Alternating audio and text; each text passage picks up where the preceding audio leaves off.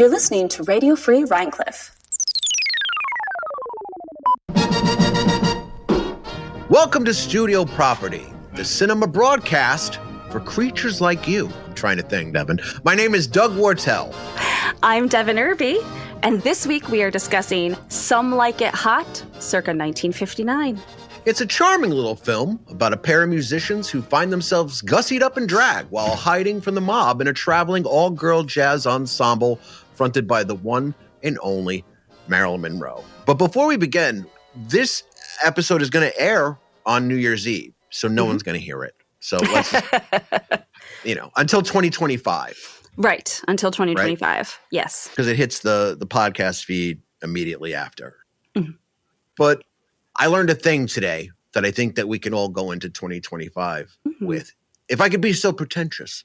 Ooh, please be pretentious. I like it. So I listen to a lot of Latin music, a lot of cumbia. I don't know why I said it like that. Like I was like on the 92nd Street Y or something. I listen to a lot of Latin music. Anyway, I liked it. In the back of one of my Perez Prado records, something very interesting. Did you ever listen to like a Latin orchestra or even like the bigger bands like they clearly have a brass section and a congas? Oh. You'll notice that like they punctuate certain movements with like noises like ugh. Yes. Mm-hmm. Right. Mm-hmm. Perez Prado doesn't say ugh. 9 times out of 10, he's saying ditto, which means say it. Oh. So no matter what you think we are headed into this coming year, who your family are, who your friends are, who you're avoiding, how social media is playing with your fears. I think we all need to go into 2025 with, you got the theme song queued up? I do. By the way? I do have it. Okay. Queued up, yeah. We all need to go into 2025 all, no!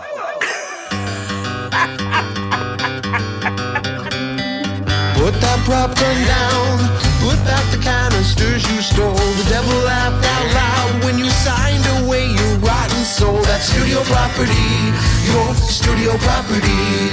Hey! Shut your mouth or you'll never work in Hollywood again. So Some Like It Hot, turns out, is technically a remake. Yes, it is. Of a French film that was done in 1935 called Fanfare of Love, but they couldn't find it when Billy Wilder and his diamond were going to write this jammy. They knew like they were really inspired by a scene, but they couldn't find the film, so they had to find the German remake of it. Okay, that's actually a real twisty, winding road to get there. I like that. Yeah, and that was done. Remake of a French film. Yeah, it happens more than you think. But True. This one was done in 51, and it was called, I'm going to mangle this, Fanfaren de Leve, something like that. Oh, actually, now I wish I could see the name written out because I've been taking German lessons, so I might actually be able to pronounce it. Spell it for me, Fanfaren, DER, different word, DER. Oh. Okay, so it should be, of course, it immediately pulled it up in English, which I didn't want it to do. I believe it would be Fanfaren der Liebe. No, der Liebe. Fanfaren der Liebe. Ow. Yeah, should be Perfect. Fanfaren der Liebe. Well, yeah, so they took this, I guess, little moment from the movie or the basic premise, and that's how we end up with Some Like It Hot. Billy Wilder and his diamond. Or IAL Diamond, if you're nasty. Oh. Yeah. Wrote this together. And they've collaborated on a lot of things. Mm-hmm. But they immediately get to casting this jammy, and they offer the part, and if you picture this in your head, they offer the part of Jerry to Frank Sinatra. No. Just no. Could you just for a second, we don't have to say it on microphones, but just for a second, even if it's a little moment of silence, just picture one sentence that would have come out of Frank Sinatra's mouth upon wearing the lipstick. Oh my God. Yep. No. So a few quick decisions are made. They decide to make the movie in black and white, so the makeup that is the premise of the film doesn't look so blatant. Hmm. And also is a nice little nod to the fact that they're setting the movie and they're setting the story in 29. So the fact that it's a black and white film, which would have been appropriate in 1929, I think is lovely. Oh, I didn't even realize that. Didn't even occur to me. Yeah, yeah. I mean, that's in my head. I like that, this movie came out in 59, but it's supposed to be 30 years earlier, and they're giving this whole gangster kind of thing. Yeah, I like that whole. I'm like, yeah, I want it in black and white. That's perfect. Before we start with that gangster whole thing, because it jumps off right at the very, very beginning of the movie, Billy Wilder gets a call from Marilyn Monroe's folks because she wasn't offered the role initially. Like they didn't even think they were going to cast a big starlet, but her husband at the time, Arthur Miller, the playwright, encouraged her to take a role with Billy. And Billy Wilder had directed her before in 7-Year Itch. Oh, right. So knowing that he had an opportunity, Marilyn Monroe took the opportunity because she had just had a miscarriage and was sort of recovering from that, but wanted to get to work to get her mind of that because she was very much suffering from depression at the time. But enough about that. Let's get into the mob. Get into the mob. I don't even know how to deal with that. But no. This was not a good point in her life, was it? No. Yet she gave us comedic gold. You know what's really weird? I've never seen, and we'll get into more of this later, I don't think I've ever seen a Marilyn Monroe movie. Not that I was avoiding it. I just never did. Really? Yeah. I never saw 7-Year Itch. Or I never saw this one. This was your recommendation. Yeah. This is one of those, as we discussed last week with, Cody and I were talking about our Papa and his ridiculous film collection. This definitely falls into that category. This is definitely a film he and I saw as kids, which I think was probably unusual as children in the 80s, maybe early 90s. This is a film we saw because of our grandfather. And I've loved it from the word go. I've always loved this movie. Well, it's like one of the greatest comedies of all time. So, yeah, I mean. So what you're saying is I'm not special for liking it. That's not what I'm saying. That's not what I'm saying. But no, you're right, though. It is one of the best comedic films of all time. No, I'm just teasing. But you're right, it is. But it starts with 3 minutes with no dialogue. It's just a chase scene. During Prohibition. Yes. Which is fantastic because there's a car there's a hearse. As it's going on, you see that the coffin is filled with liquor bottles, but the cops are chasing this hearse. And this goes on for a while, and it's awesome. Yep. And it's a real aggressive chase scene, too. I mean, we're talking, it's a very aggressive, classic gangsters. Like you said, there's a couple gangsters in a hearse, and there's a coffin in there, but it turns out the coffin's full of illegal booze because it's Prohibition, and I don't know, what did they call? They didn't call them the fuzz. What did they call cops in the FBI at that point? Coppers. I don't even. Coppers, see? And the coppers are after them. And the coppers, see? They're coming. Yes, it's like every cliche you think about of mobsters and cops at that point in time. They're leaning out of the sides of the car. They're and taking full advantage of those side ramps that were on on those cars at the time. There's a lot of standing on those side ramps. Yep. Oh, this guy's banking a curb on one, and the cops I was like, wow. This guy's like Tony Hawk over here. He's just it's awesome. What blows my mind is, so they end up that the chase scene ends at a funeral parlor, which has this incredible speakeasy inside of it. And how that's shot, I just love it because it's layers of theater smoke to give it depth.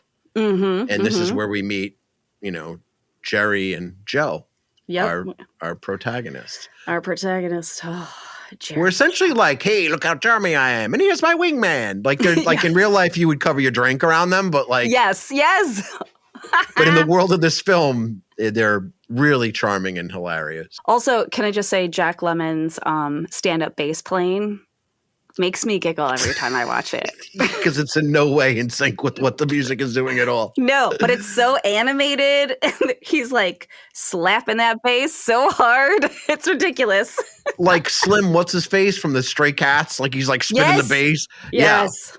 Yeah. It looked way cooler than it was. Yeah, I feel like Jack Lemmon had somebody help him with that. Was like, I need to be like amazing at this. And then it was a skill he had for the rest of his life.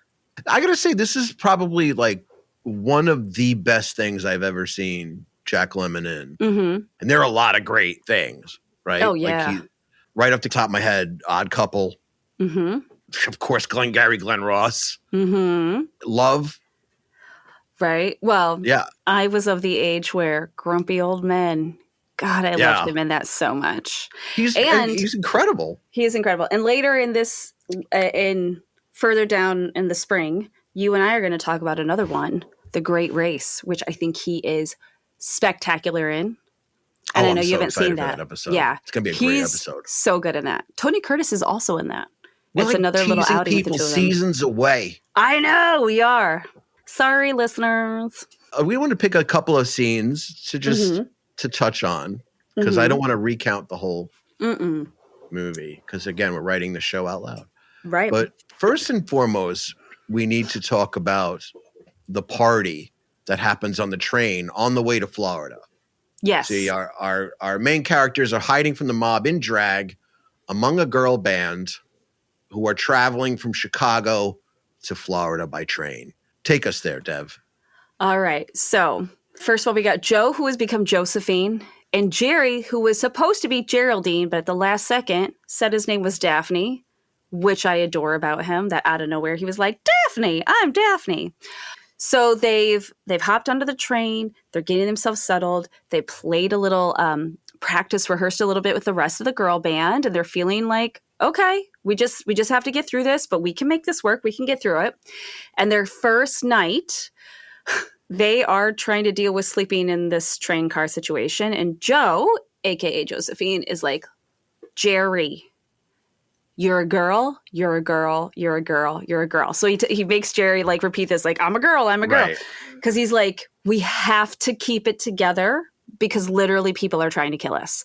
So we have to be these ladies. So keep the horniness down to a controllable level. Keep the horniness to a controllable level. In fact, he puts Jerry in the upper bunk and then removes the ladder because he doesn't want Jerry sneaking out during the night, which I think is actually amazing. Right. But of course, what happens? Sugar, and of course, her name, Sugar Cane, so ridiculous. Marilyn Monroe's character, who's the lead singer of this little all girls band, she comes out because Jerry, aka Daphne, covered for Sugar when they were rehearsing, and Sugar dropped a flask of alcohol, and so Jerry was like, I'm so sorry, that was mine, and covers for her. So Sugar immediately likes Daphne. She immediately knows she's going to be friendly with Daphne. So she sneaks over to say thank you to Daphne, which of course puts poor Jerry in this terrible situation where now he's literally dressed as a girl in a nightgown, and this beautiful girl who he's very attracted to hops into bed with him. Like the most beautiful girl on the planet in that moment in time. Exactly. Is in the bed in his train car with him. Right. Yeah.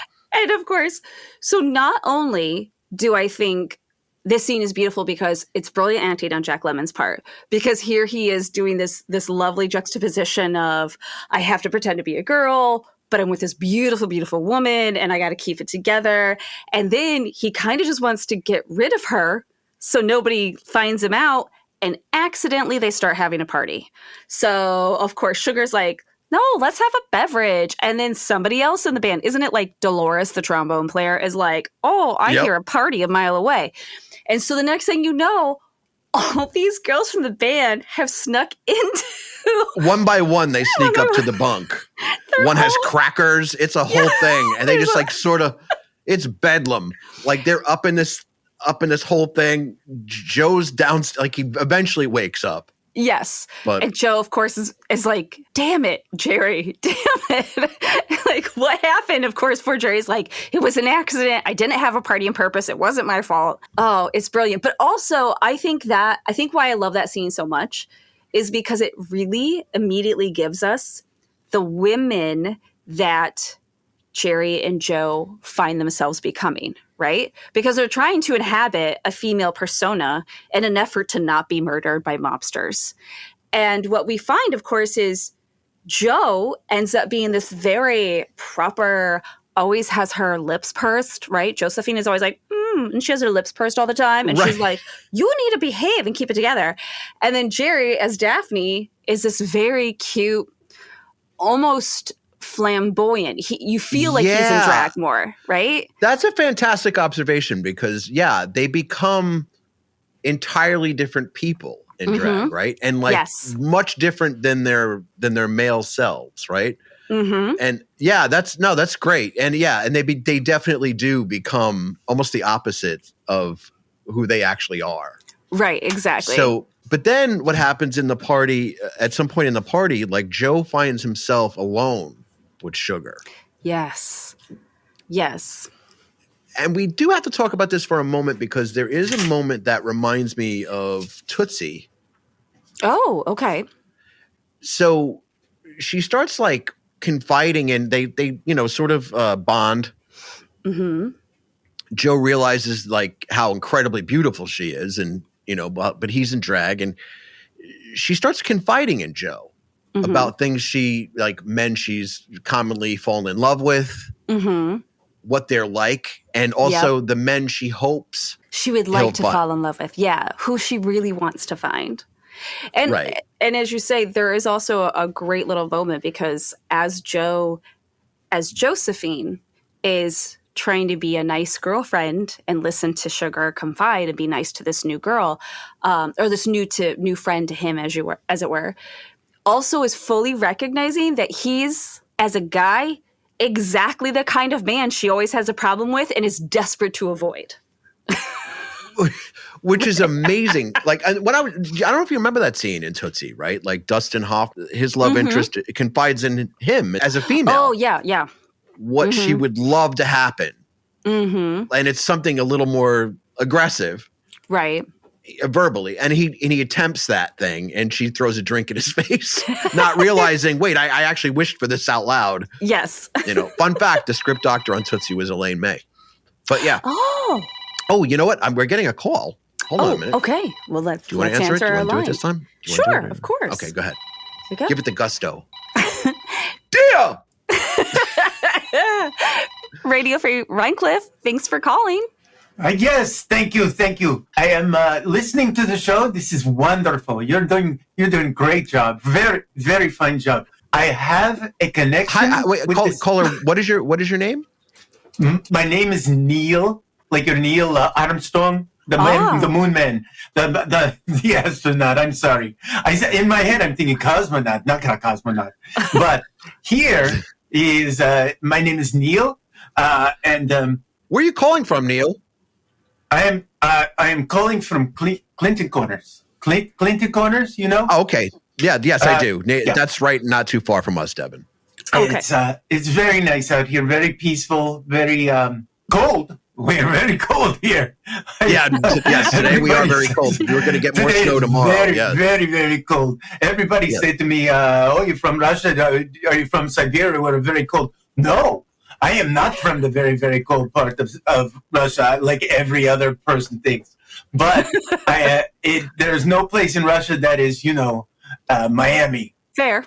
I've enjoyed your podcast. I have enjoyed it each week. It's very nice. The Radio Free Rhinecliff is an excellent station for me to listen to and to find out what's going on in the area, but also for me to say to you some of the things that are going on in the area I have something to do with.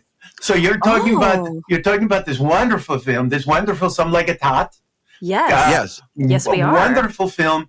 I and some of my compatriots, some of my friends here that are in America, in New York State. I didn't want to say comrade because everybody gets a little iffy with those kind of words. Yeah. I get it. I get it. I understand. I see movies. I know. So what I am saying, though, is that we have a little troupe here, and we do reenactments. Like a military troupe? Like, are you taking over? No, this is a theater troupe. A theater troupe because we all love the old. And you would we have a troupe of actors who put on shows based on the films that we love, the American films that we just adore. We love this film, The Some Like It Hot. Where do you perform at around here? We do perform at the Rhinebeck Performing Arts Center, but only, don't get excited, only when we can kind of sneak in. They have a schedule, and they will give us a slot. Maybe once in a while. Sometimes it is we cannot raise the curtain until, I'm saying, 11:30, 12 at night. So the people who come, usually mostly family, come to see our shows. But we have done our own. We've actually done this one twice. The Some Like It Hot. Really?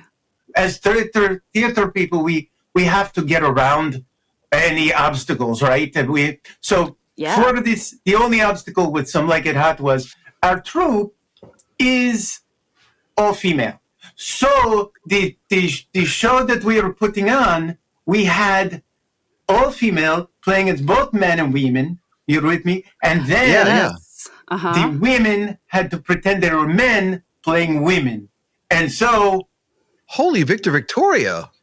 I was going to say. Sounds like a Victor Victoria situation. Maybe it's not as good a choice of what we do. We've done some other films. We did Castaway, one of my favorite films. I said, I want to do this, and we'll adapt this for the stage. And we adapted Castaway for the stage. And you might think, what do your whole troupe? What are you doing? First of all, we had Natalia playing the Tom Hanks part. She was brilliant. She actually, and the one time by accident, she pulled out a real tooth.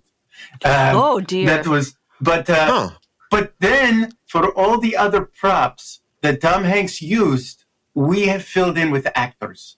So Wilson the Ball, that was a person, and that's the a tarp choice that he sleeps, that he finds the tarp. And then in the FedEx box that he's trying to protect through the whole thing, that was 2 people.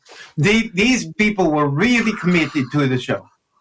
That sounds amazing. It sounds like it. So this is fantastic. So do you primarily direct, or do you also adapt the movies that you're going to perform? I am both. It is a small company. We are very small. We have 7 regulars. And then we have 4 or 5 people who are friends of the family that we say, hey, you got to come, you got to be in the show, you got to play a FedEx box.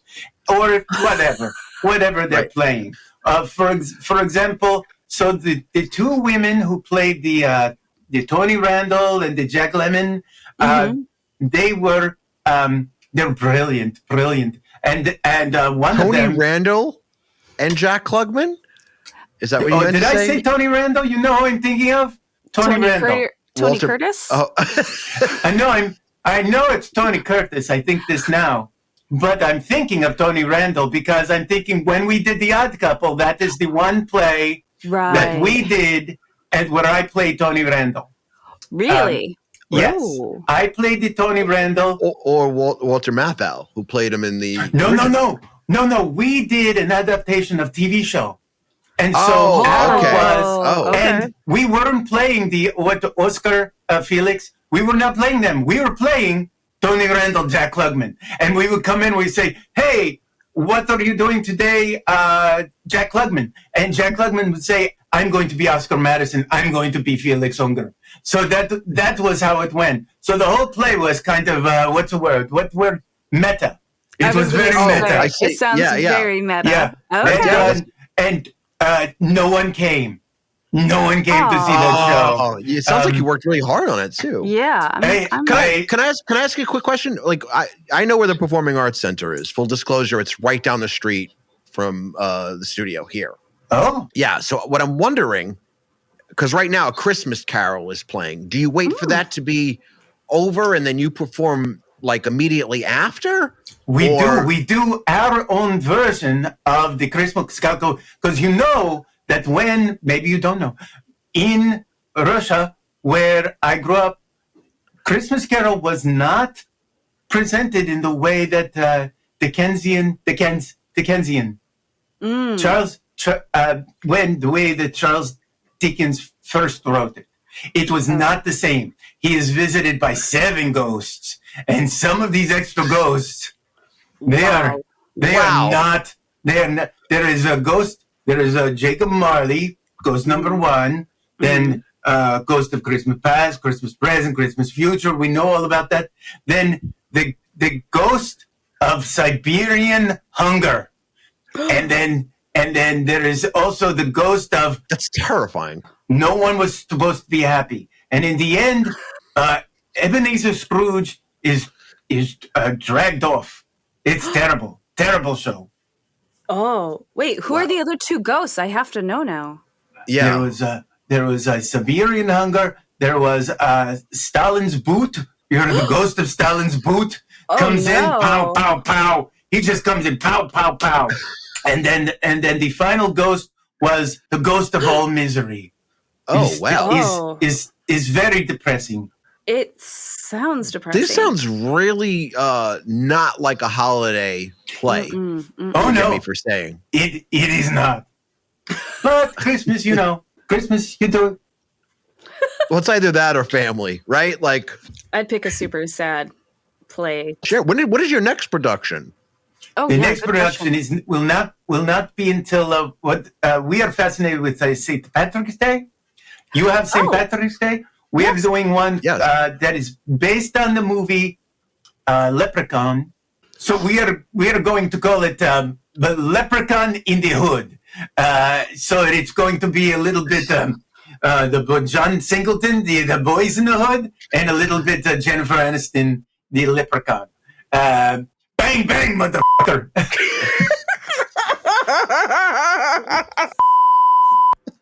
I have to see this. Is this going to be invite only? Because how do I get in? How do I get tickets for your rendition of Leprechaun in the Hood?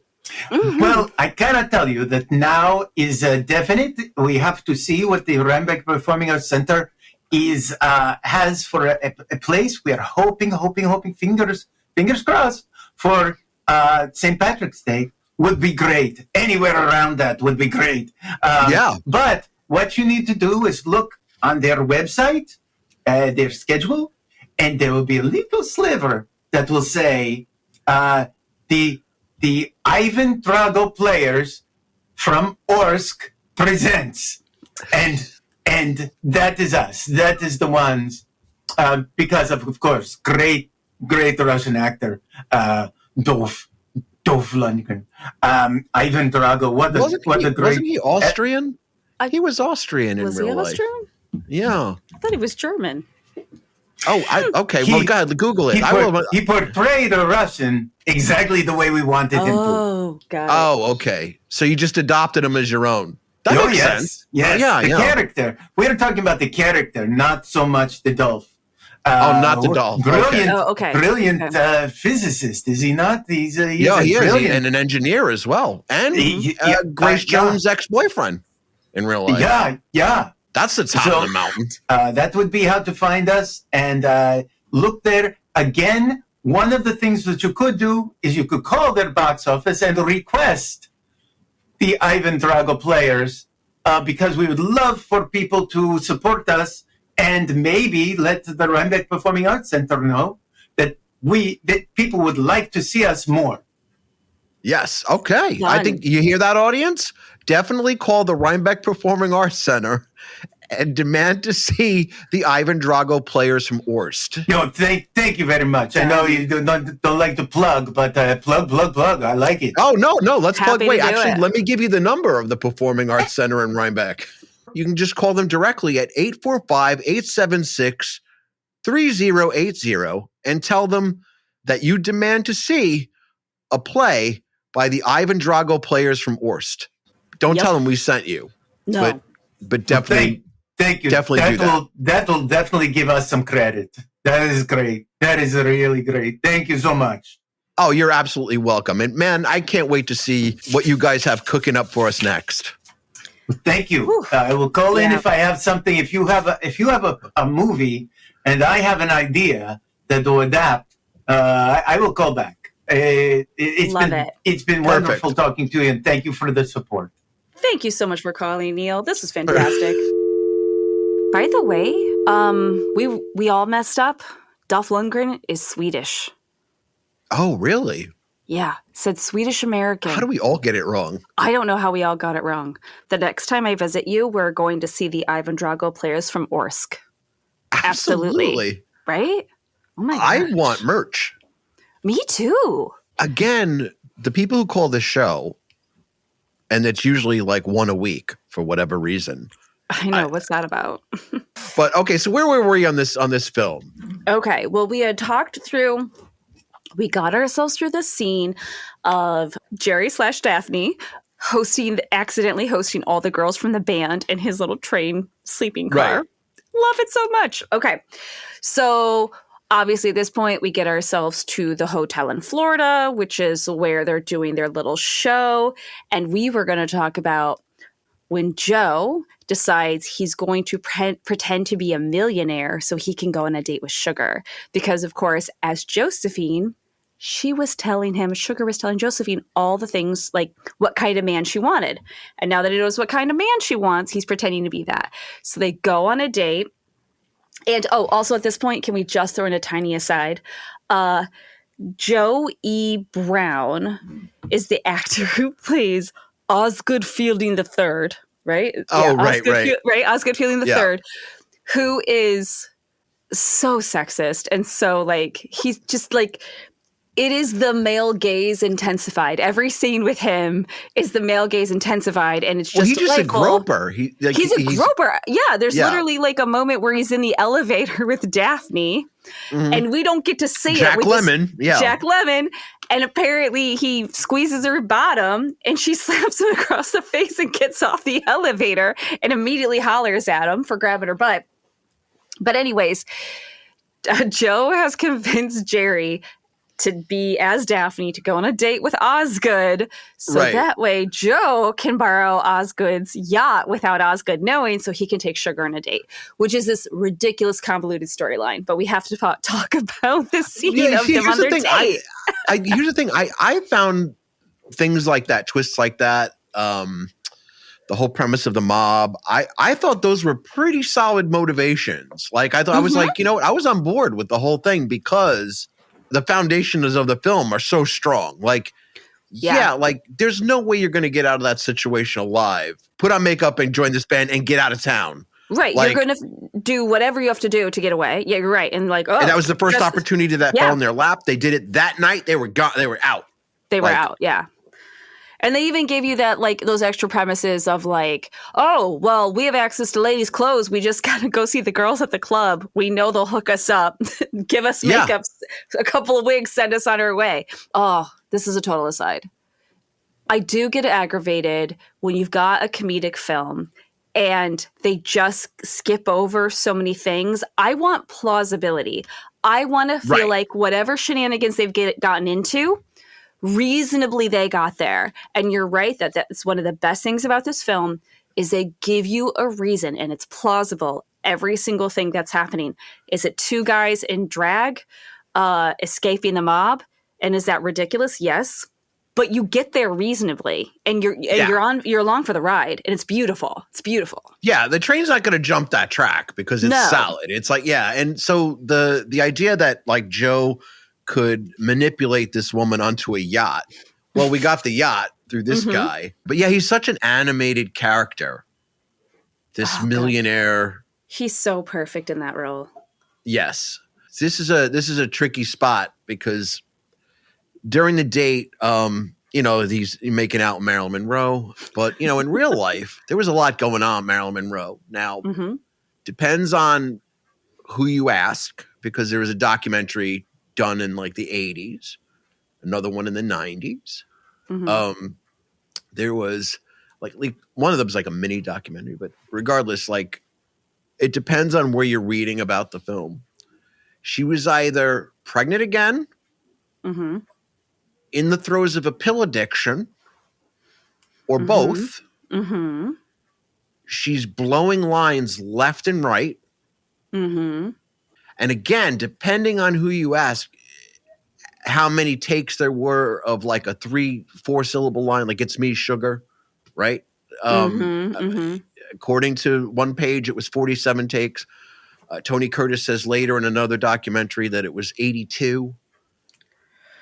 But the tension either way is getting really high on the set because Marilyn came with her acting coach, a woman named Paula Strasberg.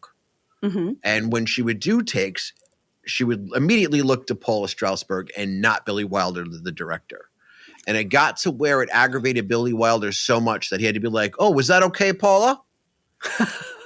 And apparently she was like mortified on the set, like, "Oh, he's calling me out." So you have like this extra presence on the set that, you know, was comforting to her, but not necessarily to the production. The actors are getting irritated. She's becoming irritable. Ms. Strasberg taught her an exercise where she shakes her hands to like relieve stress. But because of this particular period, again, whether it's another pregnancy, the pills, or the fear of the pregnancy, she's shaking her hands a lot. So this becomes a point of contention that Jack Lemmon brings up a lot in when asked about it. And here's the thing.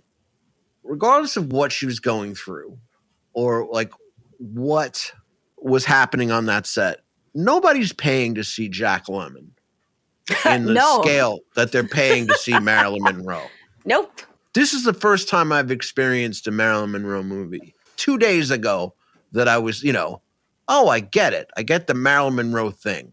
Took me a while, but I get it. To hear these men in these documentaries talk about her in such a way, whereas like there's even a tale of where Tony Curtis, because we're here, we're at the date where he when he does finally kiss her, allegedly on the set when they were done kissing, he looked at Billy Wilder and said, "This is like kissing Hitler."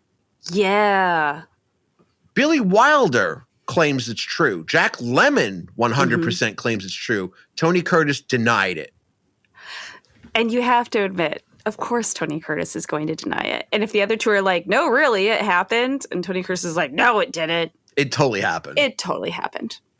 It totally happened. I'm going to go out on a limb and say, I don't care how many takes it took. I don't care how frustrating it is. Elton John is not writing songs about Tony Curtis, right? That's true. Yeah, he's not like, "Hello, Tony Curtis." Even though when you manipulated that blonde, I was really mad and grateful I was gay. Like, seems to me you lived your life like a douchebag in the wind. Like, he's not. He should have. I mean, it might have been a hit.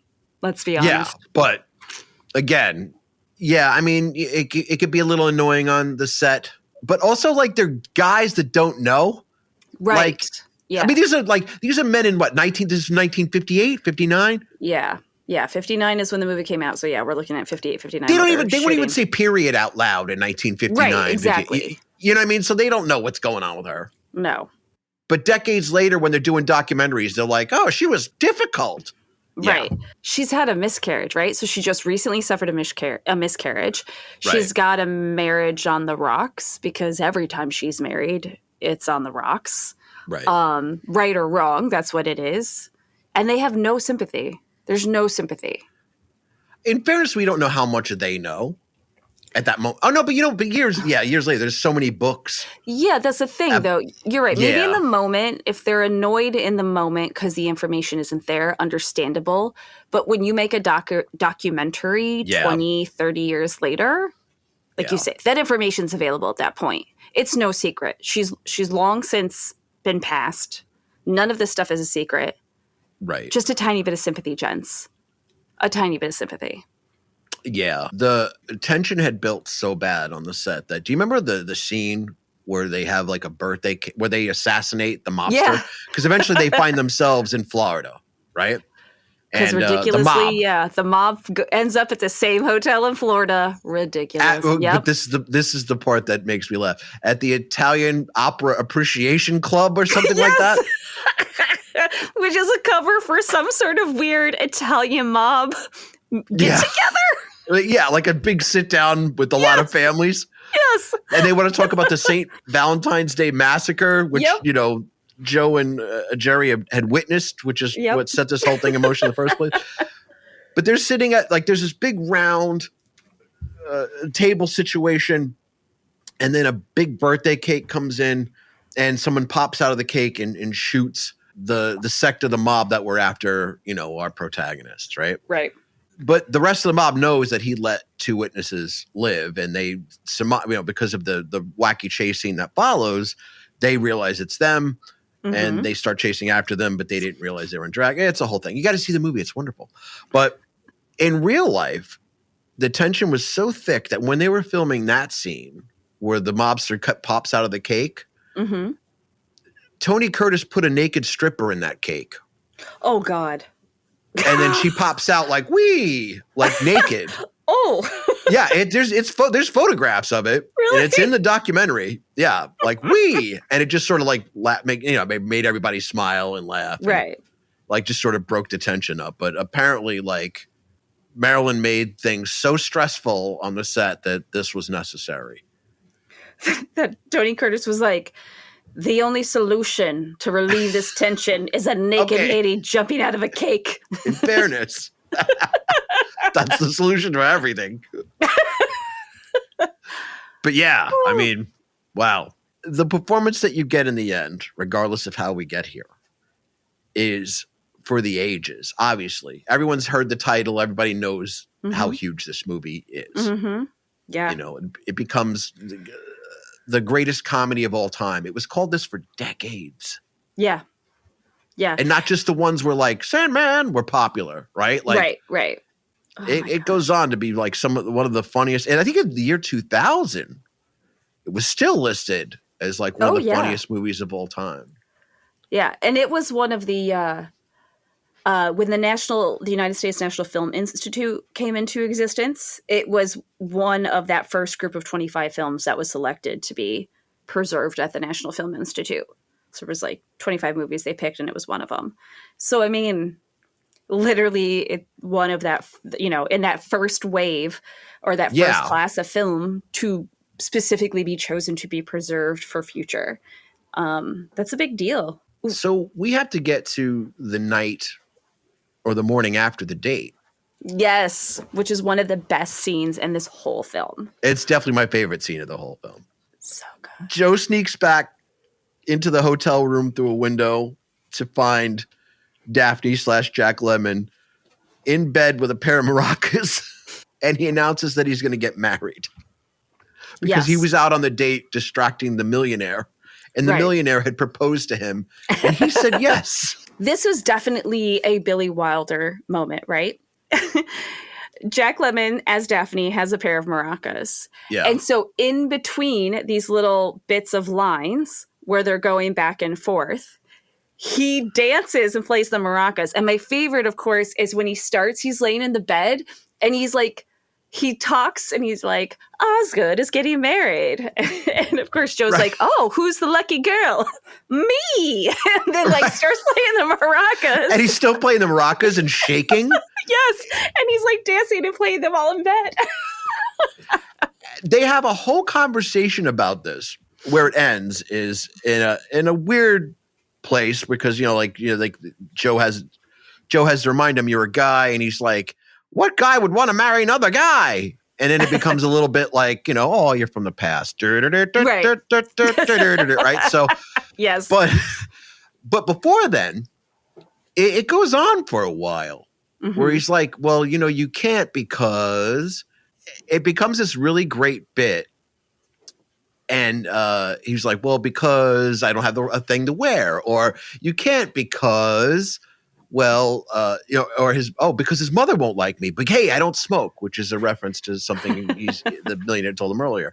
But even at that ending of it, you can't marry another man. There's laws against it, right? It's actually playfully alluded to and not said out loud. Do you know what was less sensitive? One of my favorite movies of all time. Some might call it a guilty pleasure. I would not. I would call it a masterpiece. Is a film called Soap Dish from 1991. That ended with the reveal of Kathy Moriarty being transgender and she being a villain, if you remember. Oh, right. right? A lot more offensive than, by today's standards, than what we just witnessed. Like, what could have been in this film, especially then, has to be rewarded. There are Chaplin movies that have way more offensive scenes. Yeah. This movie was brilliant on multiple levels. So there's a lot of drama during the filming, and yet Marilyn Monroe gives this spectacular performance. Yeah. It is truly ridiculously funny. Billy Wilder quite specifically did not send the script for the film to the people who did the Hays Code. So Is the MPAA? Is that what it is? Yeah, well, whatever. It was, I think it was pre-MPAA. I'll just say a bunch of letters. Yeah, okay. So that first group before we have the modern The MPAA. WKZE? That's them. Yep, that's them. So he specifically doesn't send the script because he knows that they're going to argue about it. And he's like, no, this will be good. This will be funny. And so it's a real risk, right? So this whole thing is a real risk. And yet it's not just done to comedic effect.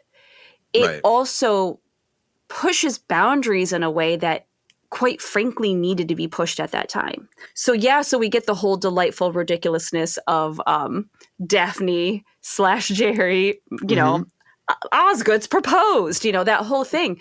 But it's done in an absolutely brilliant way that absolutely works. And ultimately, it comes out, and at first, there's a little bit of a squiffy reception, right? There's a little bit of a concern.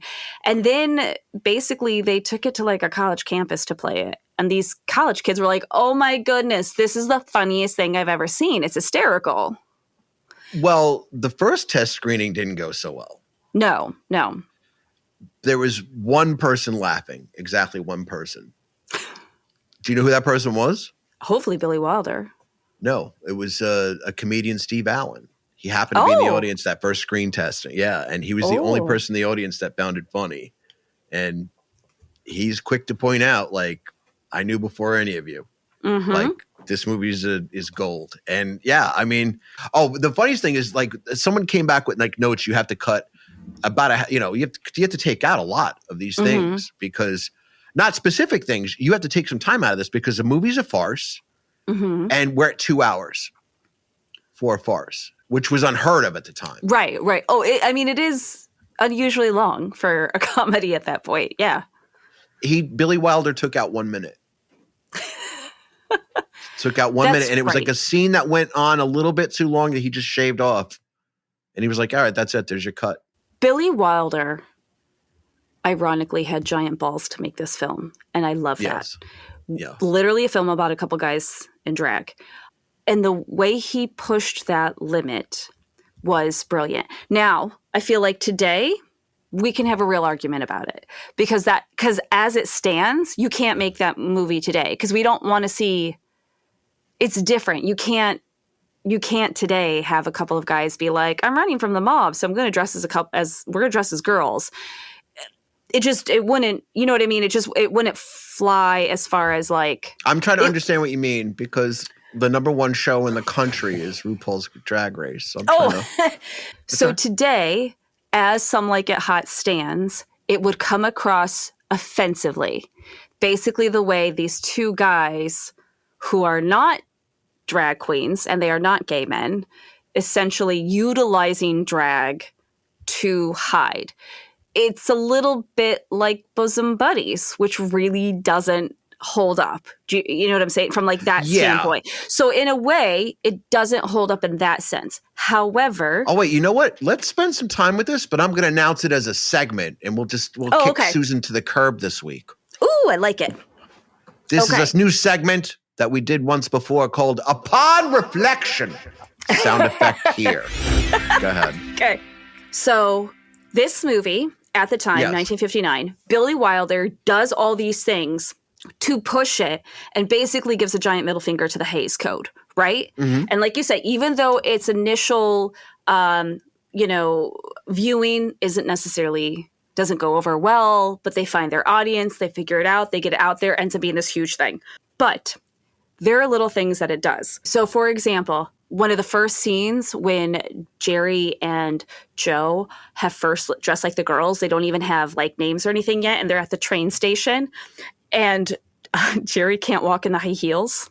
And there's that whole ridiculous segment of them trying to get to the train to be like, oh yes, we're Josephine and Daphne or whatever. And Sugar walks by them. And all we do in that moment is aggressively ogle Marilyn Monroe's behind. So they literally have, I mean, they're pointing out the fact that Marilyn is nothing more than an object for your pleasure. Because she's literally walking away from you. And they don't even really show her face that much. It's mostly her behind because they're making that point of how she's walking in the dress and in the high heels. And Jack Lemmon's character, they're like aggressively looking at her and they're like, how does she do that? And Jack Lemmon's like, it's like she's like a bowl full of jelly. He basically describes her like it's like jelly on high heels. Like, how is she doing that? He can't do that. And so you get this first moment. So they're just like viewing her as an object, not as a person.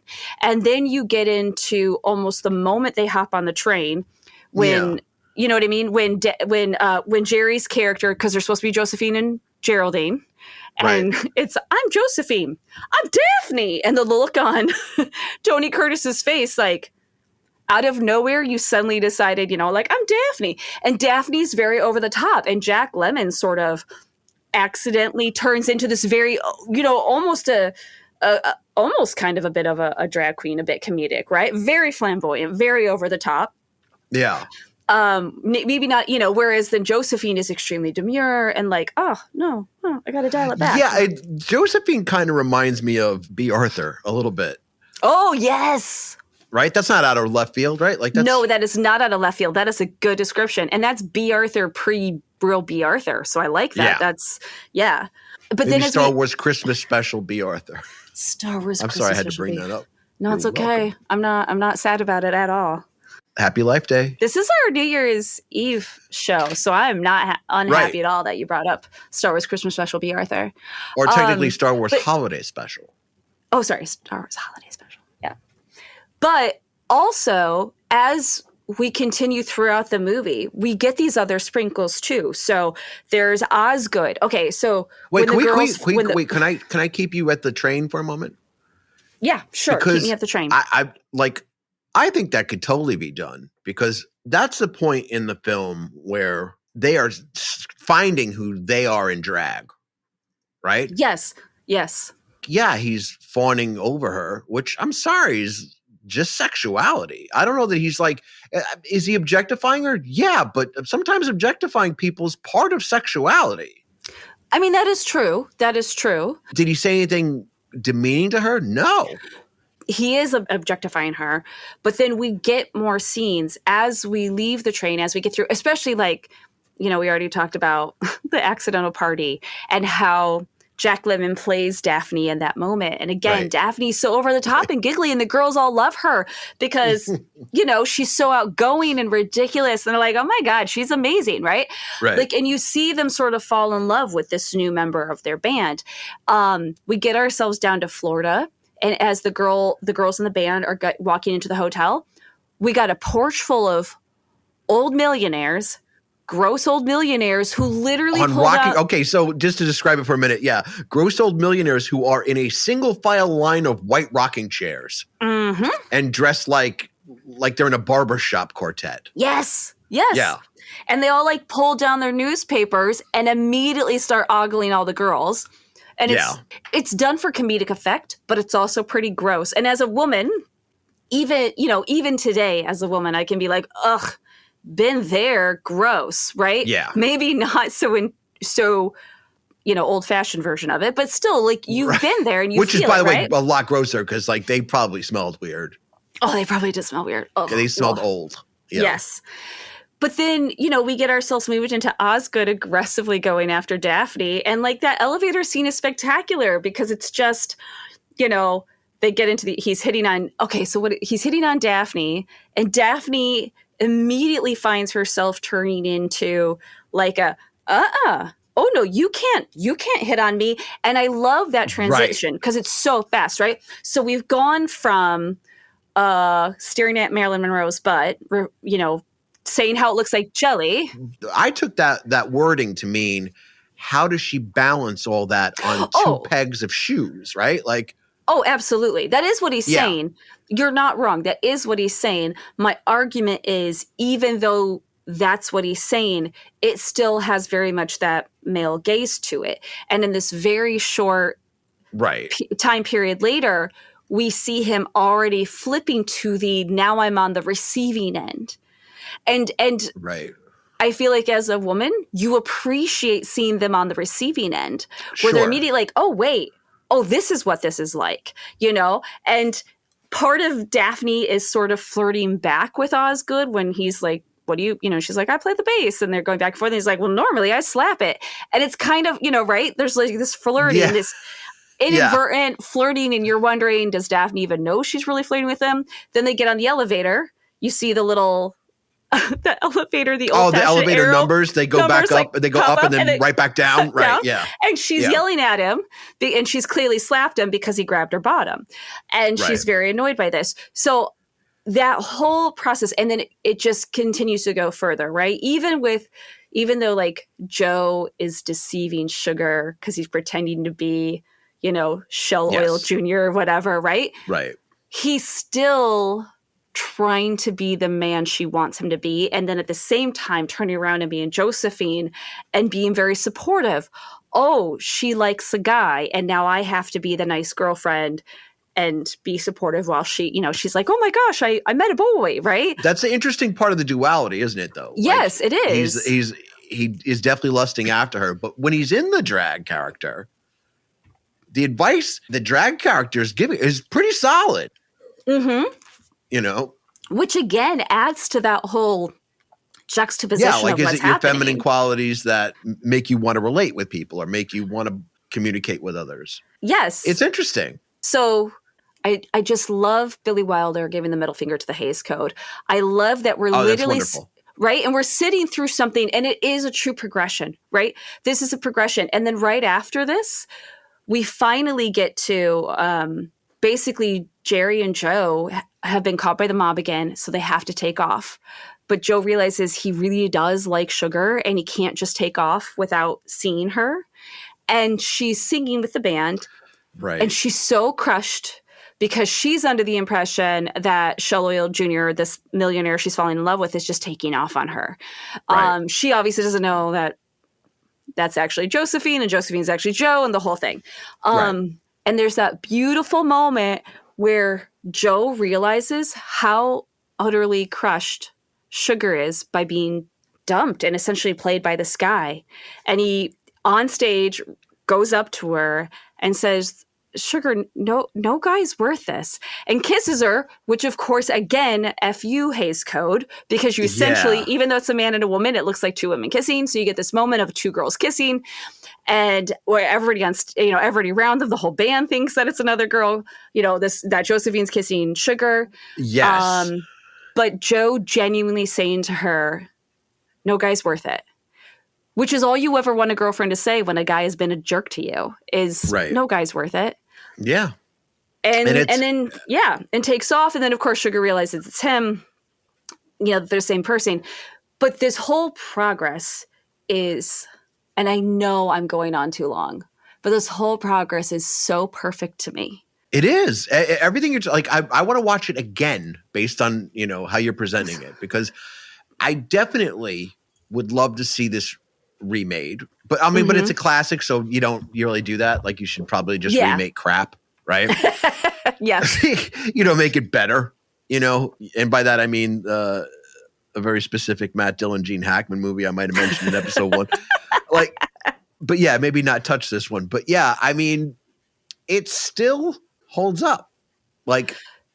Because they played it so right. That is the point I'm trying to make, is they take you through that step where they get to be a guy doing guy things, being on the male side of that male gaze. And then they get to find themselves on the other side of it and understand what that feels like and how incredibly hard it is to deal with on a regular basis. And of course, was it worse then than it is now? Yes. But have I, as a woman, found myself in situations where you're like, wow, can guys just not be gross on occasion? No. Sorry, Douglas. The But, answer's no. No, the answer's no. But you know what I'm saying? And so having that opportunity to find yourself I'm sure on it was the like other side of disgusting that. like 20 minutes ago. Somehow. You were not. It was disgusting on the way to the studio.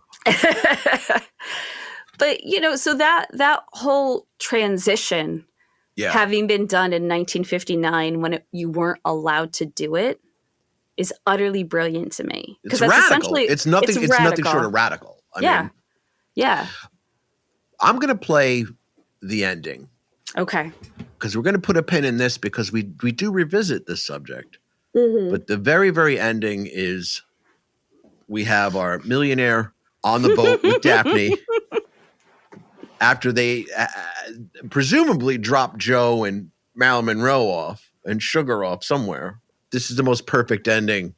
It's up there with like Chaplin's The Ending of City Lights. It's probably one of the best endings in any film I've ever seen.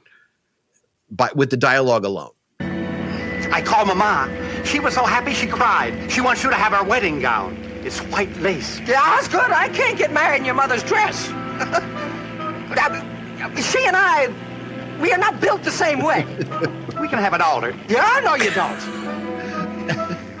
That's good. I'm going to level with you. We can't get married at all. Why not? Well, in the first place, I'm not a natural blonde. Doesn't matter.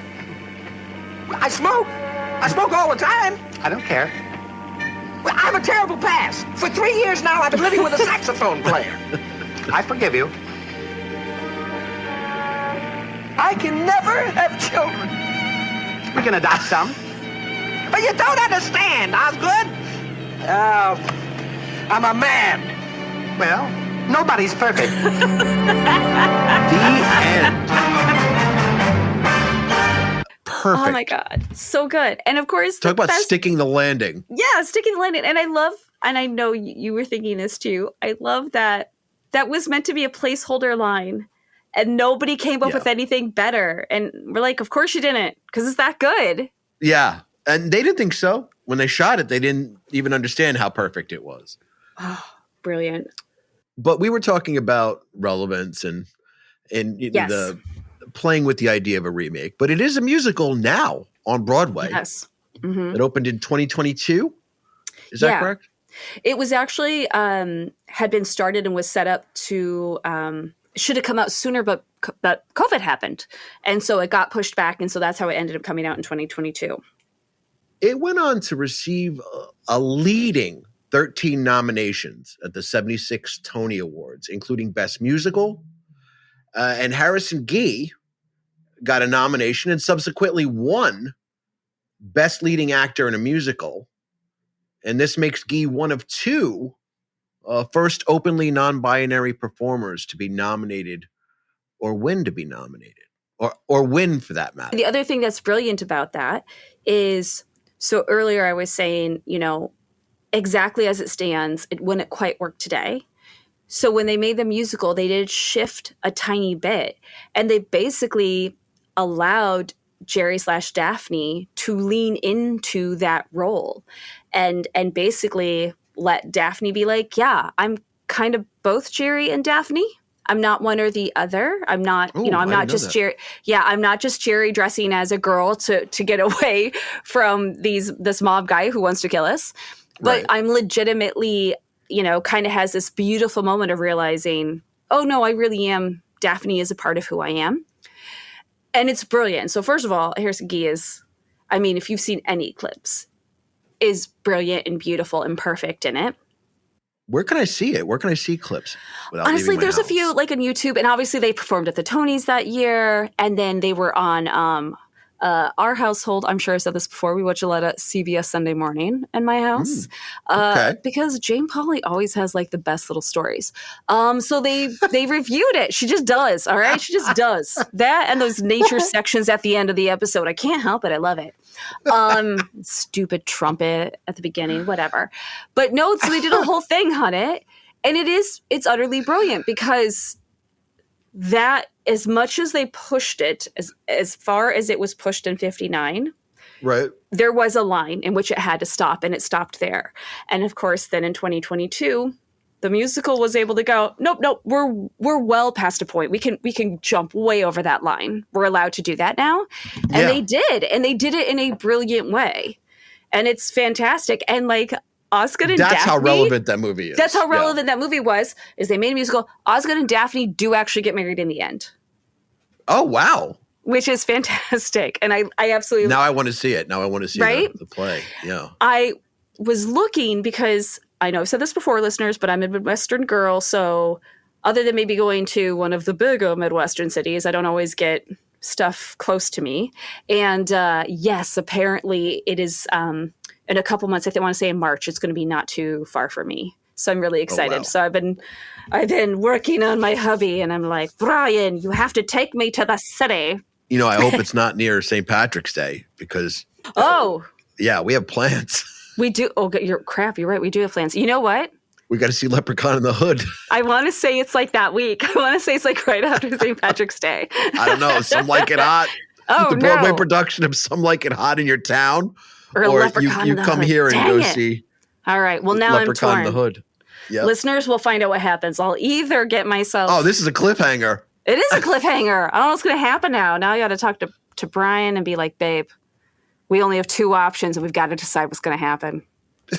Well, the icing on the cake of this episode is that Some Like It Hot just won a Grammy for Best Musical Theater Album at the 2024 Grammy Awards. That is so utterly brilliant.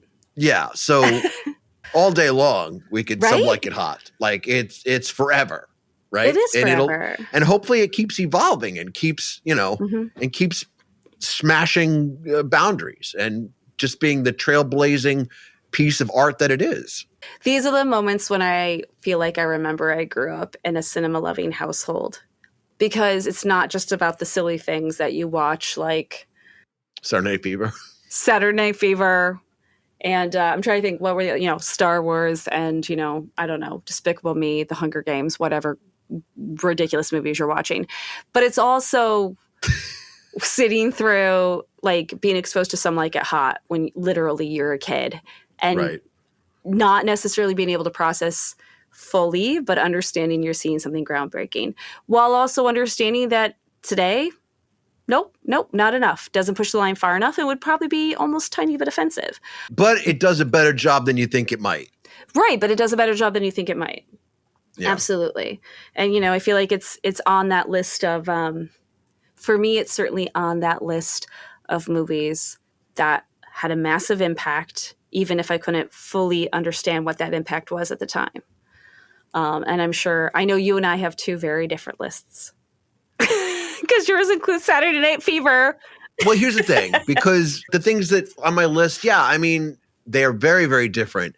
But I walk away from the things that you make me watch floored. Like, wow, how did I never see this before? Mm-hmm. But also, like, how grateful am I that I got to see it? And how does that impact me after I see it? These are very profound. So you make a profound effect on my life with your list. Well, thank you. I appreciate that. But in fairness, you do the same to me, because you made me sit through Saturday Night Fever, and it was a substantially better film than I anticipated. Well, see. Oh, no. Yeah. Oh, no, I admitted that on record. Feelings. So that is our episode of Some Like It Hot. Technically our last episode of 2024. And next week, what are we doing next week? We're going to do The Man Who Fell to Earth, because it is David Bowie's birthday. So we're doing a David Bowie movie for David Bowie's birthday. I don't know if you know this. It's also my mother's birthday. No, I don't think I knew that. Yeah. She was born on the same day as Bowie. Wow. And some guy named Elvis, but the only Elvis that matters is still with us. All I could think about was when I took ballroom dancing lessons with my husband, that there was a kid named Elvis that took lessons at the same studio. He doesn't And that was matter. the only Elvis I could think of, and my brain couldn't process. Probably not even to the people around him. No, probably not. Yeah. So anyway, sorry, Elvis. We are really excited for you to join us next week. We're your studio property. Whose turn is it to come up with a... Oh no, I think it's my catchphrase, turn, and I because didn't. we keep blowing it. Yeah. Okay, I think it's my turn. All right. Yeah. I'm Doug Wartell. I'm Devon Irby. Don't let the film catch on fire. What? Because, I was thinking of Cinema Paradiso and the film Yeah, that was catches like on many fire. episodes ago. That was crap. What? I know, it Come was on, crap. man. Sorry. You weren't even trying. I wasn't. I really wasn't. Studio Property is mixed at Spillway Street Content in Red Hook, New York, and syndicated on Radio Free Rhinecliff. Theme song by The Corner Bodega. Be sure to subscribe to the podcast and follow us on Instagram at Studio Property Show. Thanks for listening, and we'll catch you next week.